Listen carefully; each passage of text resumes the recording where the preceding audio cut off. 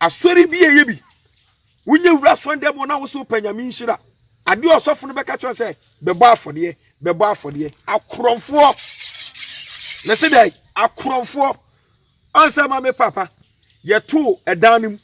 just 2 weeks on ya wa ye mobo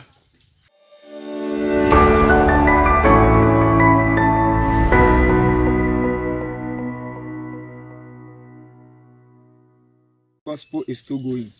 Chidi ampo Nyankopon hira na onyo kese ene enso ye da foforo a oba de no e de ache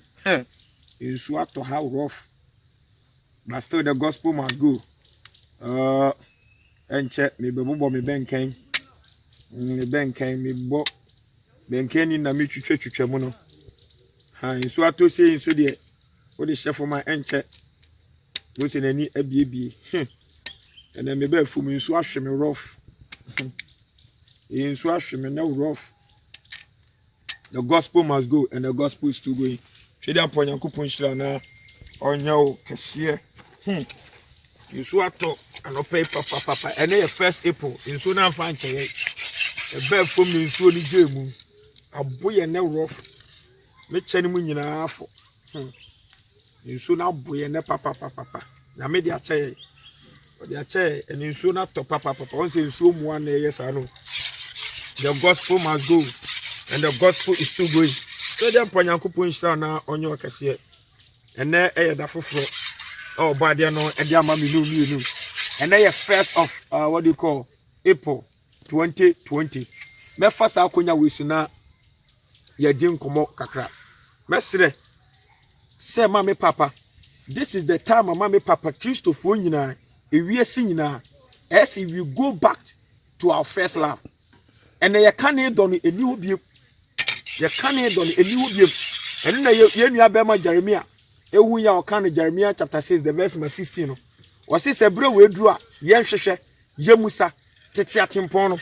na se ye hwe ne abusa ye nkofa so ye benya ahome ye re ame kra na so ma me papa ene bebe na pese om kwakofa tete atempon no so se me twuma gi de si bibi so e bra so se enada bia ma me papa na ye wo hia da mu ho no na da bia edu memenda edu kwasiada yenuan ma sofo fotugu ani no na gospel no ye ja to no e bra so se ma me papa ye sane ni nyina mu kirew me mpa eboni ma de se de ne se these few weeks am fa nhia mu biem no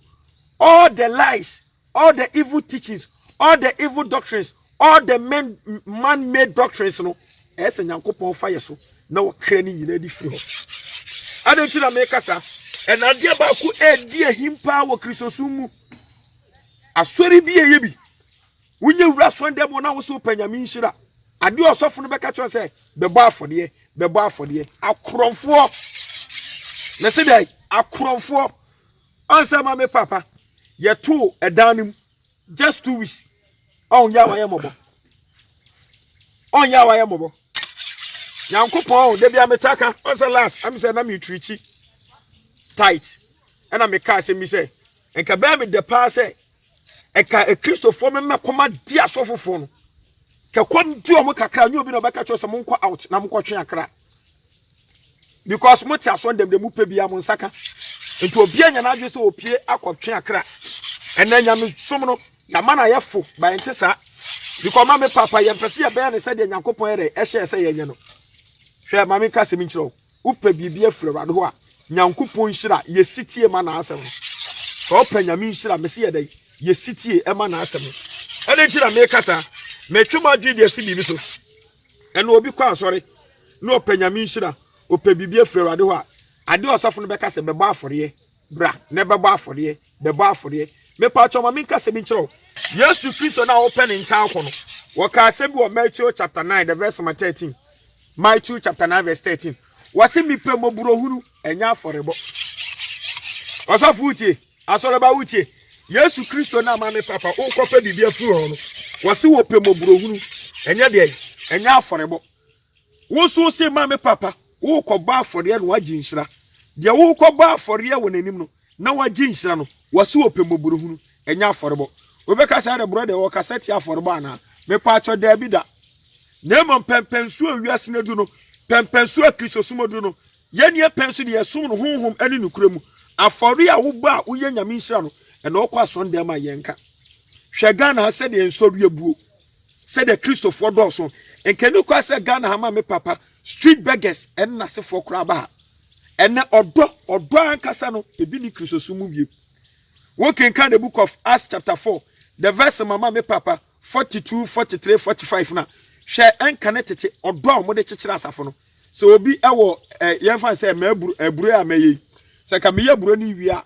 sika menya no ye fa bibi kwasafode wo de kɔ hia dem ho na all ma sebe omu nibie all ma the less privilege no ma che ene uwura even just one church, even within one church no there is division. Within one church there is division. Miri ejidi ni enya for ba semu tene pawo after the death of Christ. Me dey be ametaka say the ultimate sacrifice has been made by Christ. Yes, Christ say mi pe mobrohunu na momnya de enya for bo. Mami nka se mi nche mi nua ba bia wo hwe me. Mami nka se mi nche mi nua ba bia wo hwe me. Uni obi tifie. Say ni pakro ne enne 1st April di obedi kura ho odin. What tabri sika se wo de kwa so ndem akoba afode. I'm not speaking against investing, using your physical what to invest into the kingdom business. By ye de here asan ye de fata. Ye ka no kra na kyerɛw. Man ka mi nue me ka kyerɛw ma wie.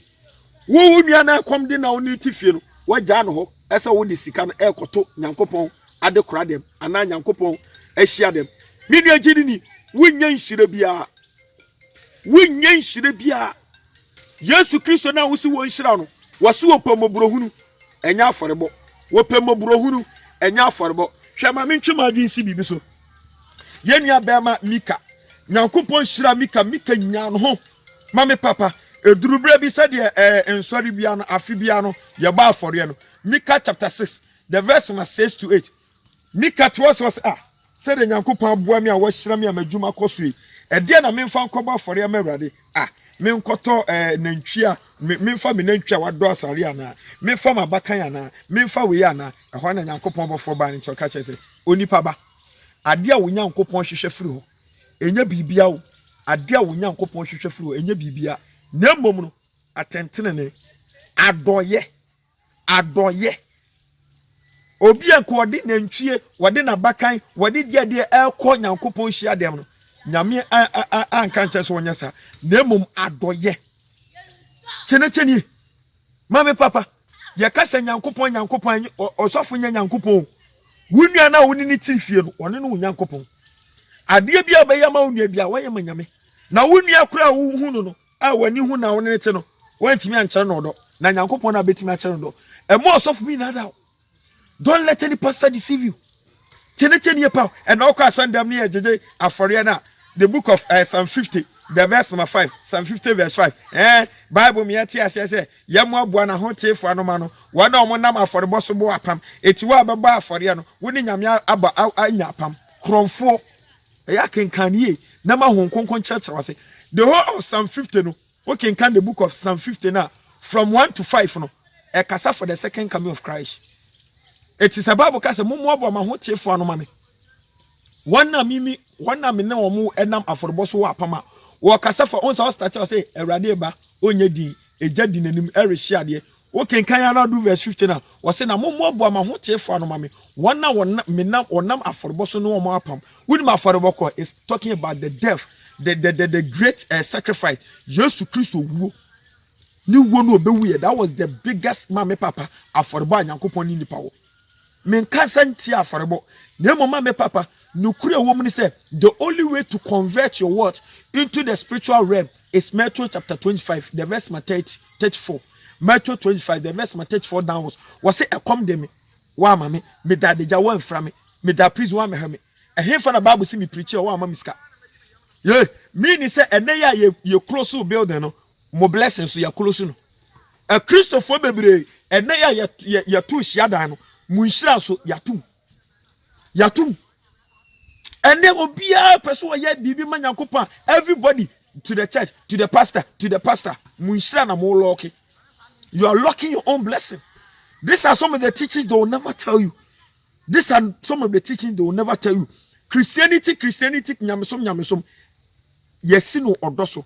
is being built on love. nanso na upo mama mi papa mu ti mo den a omunya abada mostly eye Christopher hwe nuanom kramofo yesi efra bibi sala eda photo eda ada eduru ho na sebe empanfo manima kramoni a woni sika kura no ekwa besia na wonu aduane na enyanka ne husi omu wo brono so wa ma omo bi adibi o Kristo ni biti bia o so odi yisra ha odi yu tiri so weni esua nyankopon pese ye potre enne odo eni Kristo sum bi there's no love ye no odo etimi ni ogidi ni aforebo ehia nyankopon pa eye Romans chapter 12 verse 1 wasifa woni pedua no esi wo sa afore etiase wanka fa wosika wanka fa woka wanka fa wajapade ena menu agiri ni nyankopon sema ye preachitro nyina se wan sakire wadwen won twe won ho afri Galatians chapter 5 the verse 19 to 20 a opa koyi billions of cities nyankopon onhui because 1 Samuel 15:22 was city eyesene dey aforebo mama papa minim se ne bebre na me koba afore na ma je nyame nhira me koba afore na ma yese miria aforebo nyankopon hia firi ho se ubehu de oni bie momo nyatema ni emenipa nya odoma nipa na woyɛ ma wunua wayɛ ma nyankopon eti na judgment day no wasehwɛ me dadeja wa mfra me da minua hwan ne dadeja ubebu se wrade se dabai eye wunua emu obi ntwe wa adwen se fasika ni nyina ba hia dem ho hwe nyanka hwe husia na on the judgment day mama papa you get a great account to give. God richly bless you.